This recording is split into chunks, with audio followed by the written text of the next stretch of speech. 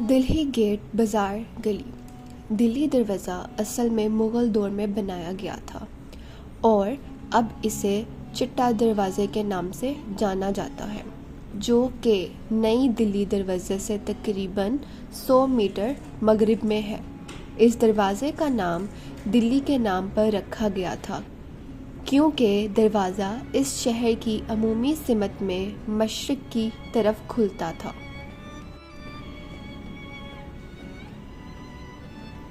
مغل دور میں یہ دروازہ لاہور کے مرکزی دروازے کے طور پر کام کرتا تھا اور ہر شام اس کے دروازے بند کر دیے جاتے تھے۔ آس پاس کے علاقے میں تاریخی اہمیت کی گئی عمارتیں شامل ہیں، جن میں 27ویں صدی کی وزیر خان مسجد، شاہی حمام اور حویلیاں شامل ہیں۔ لاہور شہر کے ارد گرد اصل 13 دروازے تیسرے مغل شہنشاہ اکبر نے 1600 کی دہائی کے وسط میں بنوائے تھے۔ یہ 13 دروازے لاہور شہر تک رسائی فراہم کرتے تھے، جو کبھی 30 فٹ اونچی قلعہ بند دیواری کے اندر بند ہوا کرتا تھا، جسے اسی مغل شہنشاہ نے بنایا تھا۔ دلی گیٹ نے لاہور سٹی ڈسٹرکٹ کے طور پر بھی UC 27 کی تحصیل دلی گیٹ نے لاہور سٹی ڈسٹرکٹ کے طور پر بھی UC 27 کی تحصیل روائی میں یونین کونسل 27 خدمات انجام دیں۔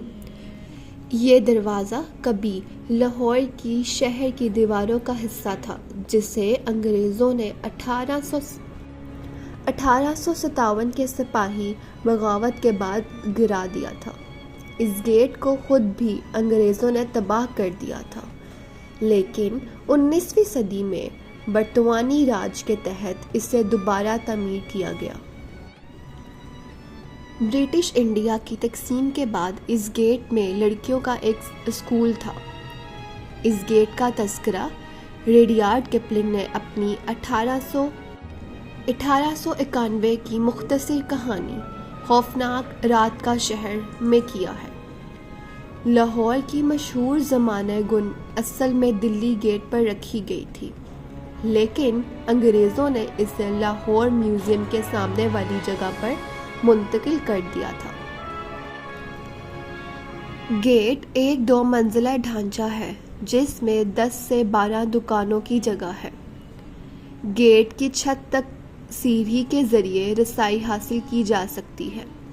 یہ گیٹ وزیر خان مسجد کی طرف جانے والے بازار میں کھلتا ہے اور آگے شاہ عالم مارکیٹ اور سوہر بازار کی طرف جاتا ہے۔ مشہور مسالہ بازار اکبری منڈی بھی دلی دروازے کے ساتھ ہی واقع ہے۔ اس گیٹ کی تزئین و آرائش کے لیے ایک پروجیکٹ شروع کیا گیا، جس کی مالی اعانت ناروے کی حکومت نے فراہم کی تھی۔ منصوبے کا مقصد نہ صرف گیٹ بلکہ قریبی 27ویں صدی کی وزیر خان مسجد کے ساتھ ساتھ ملحقہ شاہی حمام کو بھی محفوظ کرنا تھا۔